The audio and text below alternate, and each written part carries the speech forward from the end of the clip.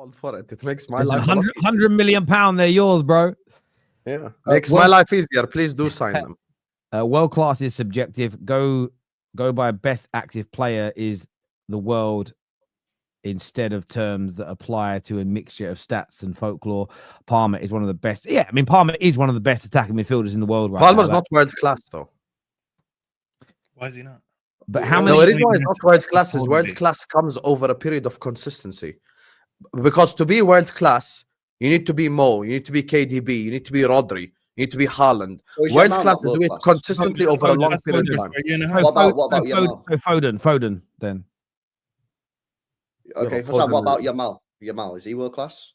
No, not yet. Not yet. It's too early. You have to give these guys time. No, I disagree with you. Okay, here's the thing, LB. If we're talking about best players in the world in their position, I understand that. But I'm saying in order to be world class, consistency over a good period of time, at least 3 or 4 years. 18 months now, so how long does he need to do Yeah, but that's what I'm saying. At least 3 or 4 years. I gave you the answer. Because No. Yeah, of course. To be world class. No. World class meaning you start for every team in world football, or you're the best in the position, or you're some of the top three. No. Come on, bro. What we're doing here? Palmer plays with the level that he's in right now for an additional year. So let's say a year from now, that's going to be 2.5 years he's at Chelsea, and he's keeping up these numbers. No. So you're telling me a year from now, I'll sit there and be like, you know what? I cannot call him world class because according to Sam's standards, I have to wait another 6 months so we can hit that 3-year threshold. First of all, who said you must apply who Sam's First of all, let's establish something. The word world class is a word that the whole football community disagrees on and gives different definitions to. It's not a single person. There is no Oxford dictionary meaning for world class. We can all disagree. That's fine. You can go by your own standards. I can go by my own. What separates world class players for me is the ability to do it over a consistent period of time. Now, when it comes to Cole Palmer, he did it last season and he's doing it this year. If he continues to do it next season, then he becomes in the world class category. That's not right. Let me just say one thing. It also needs to lead to some form of success at the end of it and clutch moments as well. Those are the things. So can I tell you why you're wrong? Tell me. Because I think actually what you're describing when you're doing it consistently for a number of years, that actually then puts you into a different category, right? So I look at someone like Mohamed Salah, yeah? This guy was world class in his first couple of years at Liverpool, yeah? And in fact, if you look when he was in Italy, he had some good numbers there, right? He was world class. When you start doing it for 4 years, 5 years, 6 years, 7 years, and 8 years, actually what that does is that puts you into GOAT conversation. Mm-hmm. For me, Palmer right now is world class because what he's doing on a weekly basis, maybe not every single game, right? Players can have a off game, right? But usually he's turning up week in, week out, putting in decent performances, really good performances. For me, that makes him world class. If he keeps doing this for 3, 4, 5, 6 years, then we're talking about a player that might be coming like this guy's going into the elite level category when you're talking about some of the best players ever. So for me, I disagree with the way that you define world class. Yamal is a world class player. Do we compare Yamal to an Ian Robben? Obviously not, because Ian Robben done it for You're changing my words. And I never said 4, 5, 6 years.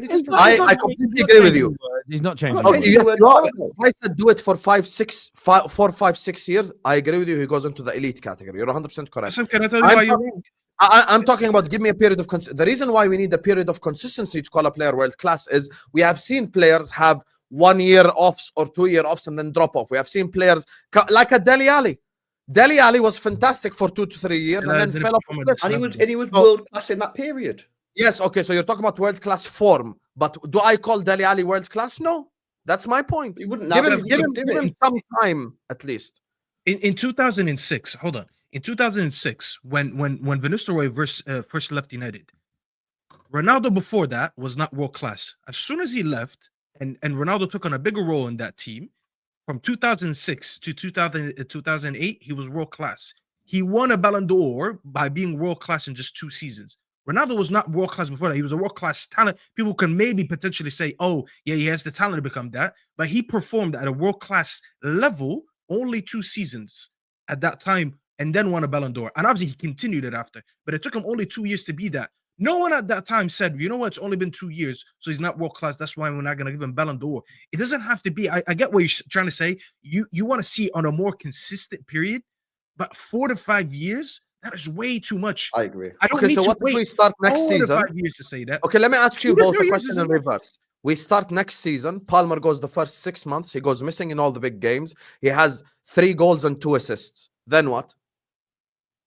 Then you say he's Because fallen world off. class is not a tag you can just take away and give to someone. So what's easier, Hassan? If that happens, what's easier to say? Oh, he's in bad form, or to say, see, I told you over the last 2 years he was never world class. No, but that's People not what I'm won't saying. agree I with just people said being like, no, Caicedo he's has actually world-class world-class. potential. But in order for me to call Caicedo world-class, he need to do it. I'm not calling Gravenberch world-class. I'm not calling McAllister world-class, even though they have done good over a period of time. But you have to do it. For me, it's about consistency and a time period, because players fall off, because players have really good form for 2-3 years and then they go to the shits. That's why we have to wait. And then when they deliver at a consistent level for 2 to 3 years, I can tell you, okay, he's world class. That's my only point. Viewers, give us your thoughts, feelings, and opinions on that in the comment section below, please. This says, so I'm so stupid. I can't read sometimes. So people who called Arsenal fans delusional for saying Saka is world class, he hasn't won anything, is now trying to say Palmer is world class. Yeah, but I think Saka probably is world class in this current era. I'll see. There you go then. There we go. Oh, you don't think Saka is world class in this current era? No, I don't think Saka's world class. Well, there's not many. There's not You many guys are right wingers just better snapping than this him, bro. world class tag to everyone. But bro, the football's falling off, man. We've got no players, man. All the players are dead, bro. See, It's that's the why. truth, man. But that's why I love this conversation, because for me, if it's dead, then I just wouldn't call any of the fuckers world class. I just say they're good, because Yeah, then Well, it's well, just yeah, like you can Mo do and that. Rodri are world class, and that's it. I suppose it's like this, really. Like every year, an actor is going to win an Oscar. Every single year, they're going to do it. But it doesn't mean the person who's won an Oscar this year is as good an actor as Denzel Washington or Sidney whatever his name is. And he says Sidney Potter, which is what they call him in Only Fools and Horses. Tom Hanks or whoever else it may be. They're the best that year. But I still think there's a hierarchy to it. But listen, it's a great debate. I love listening to it. The thing is, yeah, I'm living in 2024. Yeah, I could be yeah. fluid with this shit. Yeah, like for me, I can say Saka is world class right now. Yeah, but I can also say he gets nowhere near the likes of Ian Robin back in the day. So I can, I that's what I do. I can't just sit here and be like, yo, we've got no world-class players in football. I can say we've got world-class players in football. They're just nowhere near as good as what they used to be back in the day. Gav here says, world-class is difficult to judge when you can remember Gullit, Baggio, Van Basten, Gaza, Hoddle, Zidane, R9, Bergkamp, etc. I agree, but do you know what I would say, though? Is that my dad's list of players doesn't include most of them. My dad's list of players has the likes of Jimmy Greaves in it. Just as an example, like my dad's era put Pele a lot higher than this current era do. And listen, I'm not saying you're wrong, because it is subjective, but I'm going to be intrigued to see this debate in 20 years' time, because what you'll start seeing on these shows is these players not being mentioned. You'll get this, maybe it'll be the crop that came just after these lots. So it'll be more the Rooneys and the Ronaldos and the Messis that will get mentioned, because none of us sit here and mention Platini and how good he was as an example, because it's an era thing and an age thing and who you remember watching as an example. Like a lot of us will say Bergkamp, we remember Bergkamp, but people don't remember Glenn Hoddle. People don't talk about how good a player Glenn Hoddle was. Man United fans, a certain generation, when it comes to the midfield conversation, Scholes comes up. Of course he does. Brian Robson barely gets mentioned by a certain age group because they don't remember him. You speak to Man United fans who are 50, 60, it's a different conversation, but it's a great debate, gents. Really was. Okay, Hassan, with that logic, explain Osimhen being world class. Osimhen's done it consistently over a 3-4 year period and was part of the team that allowed Napoli to win the league for the first time in 50 years. Yeah. So he has a major accomplishment on his side as well. You would say Foden's world class, because the other day you were slagging Foden off. Foden is consistent. No, but I don't think Foden's has world class ability, or like Wow. I don't. World-class ability. Oh my god. Foden has been Guys, you consistent can cry. up until this season. Foden has been consistent in one of the hardest leagues in the world for 5 years. I think Foden is one of the most overrated players. Oh, that's because you're stupid. By the way, sometimes. Osimhen, Listen, I'm not stupid because I have a football opinion that disagrees with you. You think Scholes is the best Premier League midfielder? That's stupidity. Sometimes you are stupid, Hassam. Sometimes you are No, stupid. I am not stupid at all. I have an opinion and I have the right to opinion. I think He's Foden's not overrated. stupid, bro. He's not. He's got a chemical degree. Yeah, I'm man. not Come on, stupid. man. I don't rate Foden highly. I know That's this, my bro. decision. Listen, I'll say it again. my Though. opinion. I'll say it again. I didn't say always. I said you are sometimes stupid, and even smart people can be stupid at times. And honestly, like to say that everything you just said about world-class players literally applies to Phil Foden. And then you're like, no, but not No, him. but I don't rate Foden as highly because I don't think he was one of the main guys ever. He's just one of the guys at Manchester City. Yeah, he never. That's helped why me, he when never Rodri won the Ballon d'Or, Year, no? if it's just a City agenda, when Rodri won the Ballon d'Or, I did a video saying Rodri deserved to win Ballon d'Or. Yeah. I've been doing Haaland props since he walked into Manchester City. I've been doing Kevin De Bruyne props since he walked into Manchester City. No one has said it's a City agenda. It's a Foden agenda. The idea. So why would you have a Foden agenda? The idea that you say he's never been an integral part of City's teams isn't right. Why would I have a Foden agenda? When you have a Foden agenda, bro. I literally don't even have a player comparable to him. Foden is compared to Palmer and Saka. I don't have any dog in that fight. You don't need a player have an agenda against him. No, I don't have. Why would I have an agenda against Foden? That's so random. Well, that's the thing is we'll never know. That's what makes this whole conversation very intriguing. One day you'll let it slip, bro, and we'll find out, innit? But until that day, I don't think until we find out what it is, Sam, I'm just going to say sometimes you're stupid. No, I'm not. I'm not stupid.